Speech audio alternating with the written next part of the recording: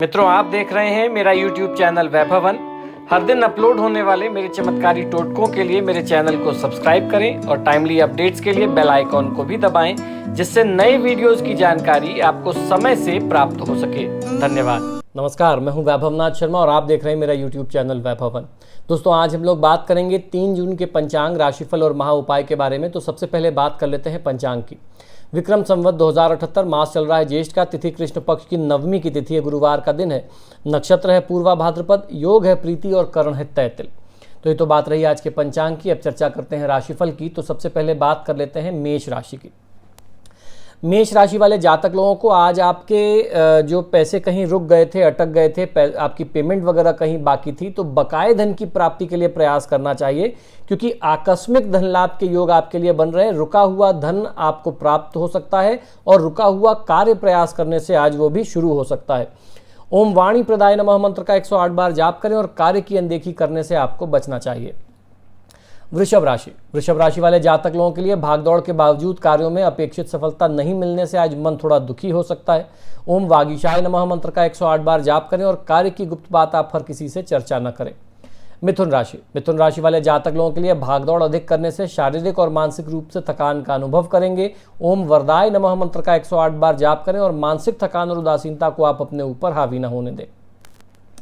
कर्क राशि वाले जातक लोगों के लिए काम धंधा अच्छा चलेगा और धन लाभ की स्थिति आज आपके लिए बनती है। ओम लंबोदराय नमः मंत्र का 108 बार जाप करें और किसी का दिल दुखाने से आपको बचना चाहिए। सिंह राशि वाले जातक लोगों के लिए शारीरिक और मानसिक रूप से आज आप थोड़ा सा थकान का अनुभव करेंगे। स्वास्थ्य भी प्रभावित हो सकता है, खराब हो सकता है, तो अपने स्वास्थ्य को नजरअंदाज बिल्कुल मत करिए, स्वास्थ्य का ध्यान रखिए। ओम रमाचिरताय नमः मंत्र का 108 बार जाप करें और भाई बंधु के साथ वाद विवाद करने से आपको बचना होगा। कन्या राशि वाले जातक लोगों के लिए कारोबार अच्छा चलेगा और धन लाभ की स्थिति आपके लिए बनती दिखाई देती है। आकस्मिक धन लाभ की संभावनाएं बनती हैं। कार्य विस्तार की योजनाएं भी आप आज बना सकते हैं। ओम मूषक वाहनाय नमः मंत्र का 108 बार जाप करें और निवेश से आपको बचना होगा। तुला राशि वाले जातक लोगों के लिए कार्य क्षेत्र में काम का आज बहुत दबाव होगा, तनाव बहुत ज़्यादा होगा, व्यर्थ की भागदौड़ में समय व्यतीत हो, ऐसी स्थिति आपके लिए दिखती है। ओम मुनि स्तुत्याय नमः मंत्र का 108 बार जाप करें। गरीब व्यक्ति का अनादर अपमान करने से आपको बचना चाहिए। वृश्चिक राशि वाले जातक लोगों के लिए कारोबार अच्छा चलेगा और कार्यों में सफलता मिलने से धन लाभ की स्थिति रहेगी। परिवार का माहौल अच्छा रहेगा और परिजनों के साथ आनंद पूर्वक आज आप समय व्यतीत करेंगे। ओम माइने नमः मंत्र का 108 बार जाप करें और क्रोध करने से आपको बचना चाहिए। धनुराशि वाले जातक लोगों के लिए अधिकारी वर्ग आपके काम से आज प्रसन्न रहने वाले हैं। प्रॉपर्टी में निवेश आपके लिए लाभदायी सिद्ध होगा। वाहन या आभूषण की खरीदारी करने का विचार भी आज आप बना सकते हैं। ओम विभुदेश्वराय नमः मंत्र का 108 बार जाप करना चाहिए। किसी का दिल दुखाने से आपको बचना चाहिए। मकर राशि वाले जातक लोगों के लिए आध्यात्मिकता और धार्मिक कार्यों के प्रति आपका रुझान बढ़ेगा। ओम विनायकाय नमः मंत्र का 108 बार जाप करें। बड़े वादे, बड़े कमिटमेंट करने से आपको बचना चाहिए। कुंभ राशि वाले जातक लोगों के लिए व्यापार धंधे में लाभ की स्थिति रहेगी, लेकिन अनावश्यक खर्चों की भी अधिकता आपके लिए दिखाई देती है। ओम विधय नमः मंत्र का 108 बार जाप करें। निर्णय लेने में जल्दीबाजी आप बिल्कुल न करें। मीन राशि वाले जातक लोगों के लिए पुराने मित्रों से मुलाकात होगी, जो आपके लिए लाभदायी रह सकते हैं। कोई ऐसा काम जो बहुत समय से रुका हुआ हो, किसी मित्र के सहयोग से, उसकी सहायता के माध्यम से आज अचानक से वो काम भी पूरा हो सकता है। ओम विघ्नराजाय नमः मंत्र का 108 बार जाप करें और पार्टनर से झगड़ा या वाद विवाद आपको नहीं बढ़ाना चाहिए। तो दोस्तों, ये तो बात रही आज के 12 राशि की। हम लोगों ने जाना ग्रह नक्षत्र की स्थितियां क्या कहती हैं और दिन को शुभ बनाने के लिए आपको क्या करना चाहिए और क्या नहीं करना चाहिए। अब हम लोग बात करेंगे आज के महा उपाय की, जिसमें मैं आपको बताऊंगा वास्तु दोष से आपको बचाने के लिए बहुत खास 7 वास्तु टिप आपको ऐसे बताने जा रहा हूं कि अगर आप इनको प्रयोग करेंगे तो बड़े से बड़ा वास्तु दोष भी जो है आपके घर में आपको कोई नुकसान नहीं पहुंचा पाएगा। और इन छोटी छोटी चीज़ों का ध्यान रख करके आपका जीवन जो है वो सुखमय हो सकता है। अगर आप घर बना रहे हैं तो इन बातों का ध्यान रखेंगे तो वास्तु दोष उत्पन्न नहीं होगा। और अगर गलती से कहीं कोई वास्तु दोष उत्पन्न हो गया तो छोटे छोटे टिप्स दूंगा, जिनका प्रयोग करके आप वास्तु दोषों से मुक्ति पा सकते हैं। बड़ा से बड़ा वास्तु दोष भी होगा तो उसका प्रभाव आपको कम मिलेगा। अगर आप स्थानाभाव की वजह से रसोई घर को स्टोर अथवा भंडारण कक्ष के रूप में इस्तेमाल करने की योजना बना रहे हैं, अक्सर मैं लोगों के घर जाता हूं जो मिडिल क्लास फैमिली होती है, वो उनके यहाँ देखने को मिलता है कि किचन में जो है एक साइड में अपना खाने पीने की व्यवस्था, किचन में रसोई बनाने की व्यवस्था उन्होंने कर ली भोजन बनाने की, और बाकी जगह घर में स्पेस कम होने की वजह से किचन के एक कॉर्नर में कहीं मंदिर बना दिया, या वहीं किचन में ही छोटा सा जो है स्टोर की जगह भी उसमें निकाल दी। जगह की कमी की वजह से अक्सर ऐसा लोग करते हैं। तो ऐसी स्थिति में आपको ध्यान ये रखना होगा कि ईशान कोण और आग्नेय कोण के मध्य पूर्वी दीवार के पास के स्थान का उपयोग आप करें। चूल्हा या गैस को आग्नेय कोण में ही आपको घर में रखना चाहिए। वास्तु दोष से बचने के लिए आपको ध्यान ये रखना चाहिए कि दरवाजे और खिड़कियां विषम न हो पाएं। इनकी संख्या, दरवाजे और खिड़कियों के मामले में आपको इनकी संख्या जो है 2, 4, 6, 8 ही रखनी है, सम संख्या ही रखनी है। और सीढ़ियों के बारे में कहा जाता है, सीढ़ी और गटर्स के बारे में कहा जाता है कि वो 3 के सेट में होना चाहिए। उसके लिए मैंने गिनती भी लोगों को बताई, ईश यम राज, ये ईश यम राज का सेट होता है। इसी तरीके से आपको, आप सीढ़ी चढ़ते जाइए और गिनते जाइए, ईश यम राज, ईश यम राज, ईश यम राज। अगर ईश पे खत्म होता है तो समझ लीजिए कि ईश्वर की कृपा आपके परिवार पर बनी रहेगी। यम पर खत्म होता है तो यम का प्रभाव बना रहेगा। ऐसे घर में चोट चपेट, एक्सीडेंट, दुर्घटना, गंभीर बीमारी, रोग और इसके अलावा कोर्ट कचहरी के मामले, आपसी झगड़े, वाद विवाद, तनाव, ये सदैव बना रहेगा। और राज पर अगर आपकी सीढ़ी खत्म होती है तो उससे आपका जो है घर में हर चीज़ भरी पूरी रहेगी, राजकाज आपका चलता रहेगा, हर चीज़ से आप संपन्न रहेंगे। राजा का जीवन आप राजसी ठाट बाट के साथ जीवन बिता पाएंगे। लेकिन वही जब खिड़की और दरवाज़ों के बारे में बात आती है तो 2, 4, 6, 8 की संख्या में ही आपको रखना चाहिए। 3 दरवाजे एक सीध में नहीं होने चाहिए। तो इन चीज़ों का ध्यान आपको रखना होगा। खिड़की और दरवाजे कभी भी विषम ना हो, सम संख्या में हो। घर में आंगन मध्य में ऊंचा तथा चारों ओर से नीचा होना चाहिए। यदि आपका आंगन वास्तु के अनुरूप ना हो तो उसे फौरन बताए गए तरीके से आपको ठीक करवा लेना चाहिए। ध्यान रखें कि आंगन मध्य में नीचा और चारों ओर से ऊंचा भूल करके भी नहीं रखना चाहिए। आपने पुराने समय में देखा होगा कि आंगन जो है बीच से हमेशा उठा हुआ होने का नियम होता था हमारे शास्त्रों में। तो पुराने लोग क्या करते थे, उसके लिए आपको उस शेप में बनाने की ज़रूरत नहीं होती है, कछुए की पीठ की तरह या गज पृष्ठ की तरह, हाथी की पीठ की तरह जैसे बीच में से उभार होता है, वैसा करने की ज़रूरत नहीं होती। उसका सबसे अच्छा तरीका है कि बीच आंगन में तुलसी का पौधा रख दिया जाए। तुलसी का दर्शन, तुलसी का पूजन, ये बहुत ज़्यादा शास्त्रों में पुण्यदायक बताया गया है, बहुत फलकारी बताया गया। हमारे शास्त्रों में कहा गया कि अगर रोज़ सुबह उठते ही तुलसी देवी का दर्शन होता है तो स्वर्ण दान के बराबर महत्व उसका हमारे शास्त्रों में मिलता है। तो आपको स्वर्ण दान का पुण्य अगर चाहिए तो घर के आंगन में जो है आप तुलसी का पौधा रख दीजिए, ऑटोमेटिक वो अपने आप स्वतः ही ऊंचा हो जाएगा। घर का मध्य भाग, बीच का ब्रह्म स्थान ऊंचा ही तो करने से मतलब है, तो वहाँ तुलसी का गमला रख दीजिए। बाकी जगह फ्लैट रहेगी, गमले की वजह से वो स्थान उठ जाएगा, ऊंचा हो जाएगा।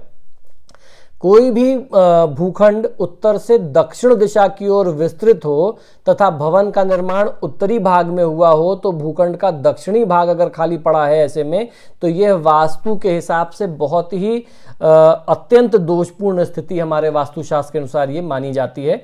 तो जब भी आप कंस्ट्रक्शन करें तो ईस्ट और नॉर्थ, पूरब और उत्तर की तरफ खाली स्थान छोड़ करके दक्षिण और पश्चिम से आपको कंस्ट्रक्शन शुरू करना चाहिए। इस दोषपूर्ण स्थिति के चलते भूस्वामी को कष्टों तथा परेशानियों को झेलना पड़ता है। भूस्वामी को व्यापार तथा कारोबार में हानि होती है। परिवार में तनाव का माहौल इससे सदैव बना रहता है। इस स्थिति में वास्तु दोष से बचने के लिए भवन के दक्षिण पश्चिम कोण यानी नैऋत्य कोण में एक आउटहाउस को मुख्य भवन से ऊंचा बनवाना चाहिए। और अगर मुख्य भवन से ऊंचा नहीं बनवा सकते तो घर की छत पर दक्षिण पश्चिम के कोने में मजबूत पोल में, ऐसा नहीं कि आंधी तूफान आए और पोल उखड़ जाए या खंबा उखड़ जाए, आपने पिलर अगर खड़ा करवाया तो वो गिर जाए किसी के ऊपर, उसकी जान चली जाए, ऐसा नहीं करना चाहिए। घर से थोड़ा सा ऊंचा करके, पूरे कंस्ट्रक्शन पार्ट से थोड़ा सा ऊंचा करके दक्षिण पश्चिम के कोने को आप या तो पिलर बना दीजिए वहां पर, वो ऊंचा हो जाए, या फिर लोहे के पोल में त्रिशूल जो है वो लगा करके, वेल्डिंग करवा करके उसको वहां पे गड़वा दीजिए, वो ऊंचा रहेगा। तो भी इस दोष से आपको मुक्ति मिल जाती है।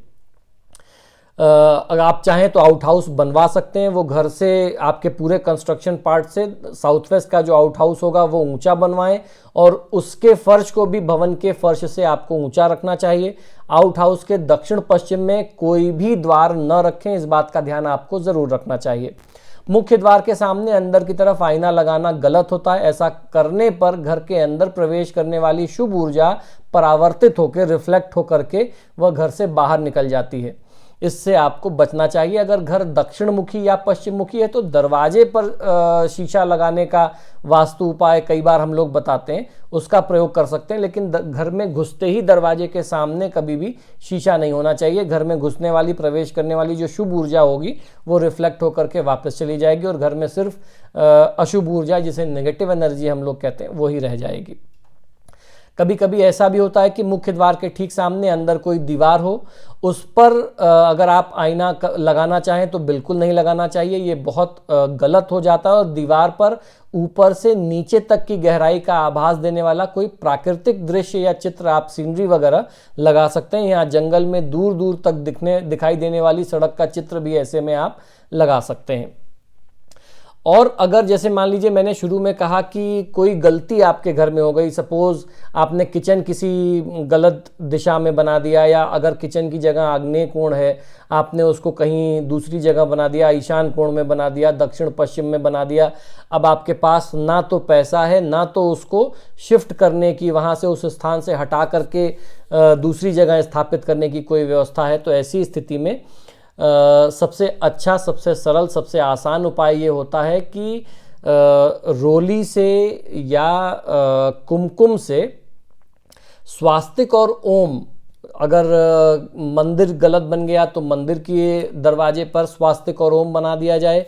रसोई गलत बन गई तो रसोई के दरवाजे पर बना दिया जाए। कोई कमरा गलत बन गया, यानी अगर सपोज करिए कि उत्तर पश्चिम के कोने में आपके पिताजी को रहना था, घर के स्वामी को रहना था, घर के प्रमुख व्यक्ति को, बड़े व्यक्ति को दक्षिण पश्चिम के कोने में, नैऋत्य कोण में रहना चाहिए, और वो जो है वो ईशान कोण में रह रहे हैं या आग्नेय कोण में रह रहे हैं, ऐसा कोई दोष हो गया तो ऐसी स्थिति में कमरे के बाहर जो है आप तीनों साइड में, दोनों साइड, दोनों बगल बगल में और एक ऊपर स्वास्तिक और ओम बना सकते हैं। इससे आपको वास्तु दोष को नियंत्रित करने में काफ़ी हद तक सहायता मिलेगी। और इसके लिए तो मैंने कई बार बताया कि हनुमान जी को जो सिंदूर हम लोग चढ़ाते हैं, किसी भी आसपास हनुमान जी के मंदिर चले जाइए, जब हनुमान जी को सिंदूर का और चमेली के तेल का चोला चढ़ाया जाता है तो कटोरी में, जिस भी पात्र में पुजारी लोग वो बनाते हैं घोल, उसमें से थोड़ा सा बच जाता है। तो आप अपने साथ कोई बर्तन लेके जाइए, कोई पात्र लेके जाइए, उसमें से सिंदूर और चमेली का तेल थोड़ा सा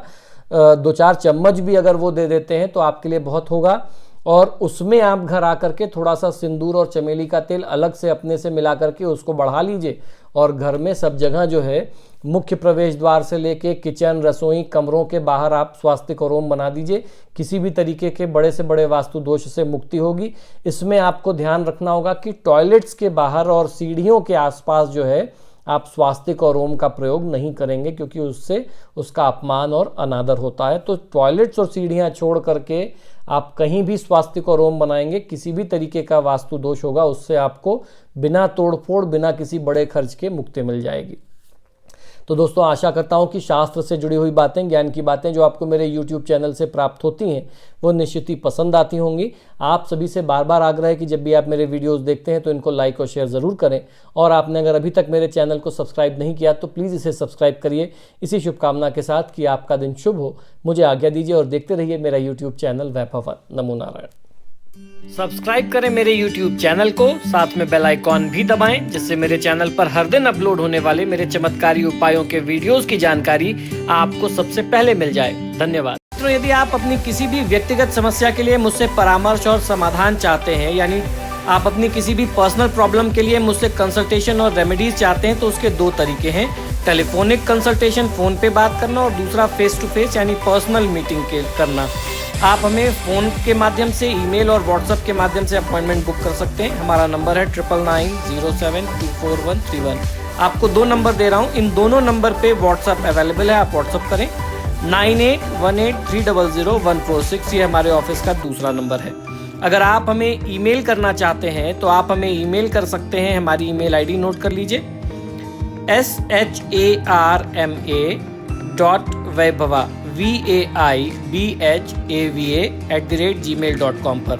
इस पर आप हमें ईमेल भी कर सकते हैं। मित्रों, आजकल फ़ोन कॉल्स बहुत ज़्यादा हैं और मुझे भी मालूम है आप लोग कॉल करते हैं, फ़ोन रिसीव नहीं होता तो आप भी निराश होते हैं। ऐसे में ईमेल और व्हाट्सएप करना सबसे बेहतर तरीका है। धन्यवाद।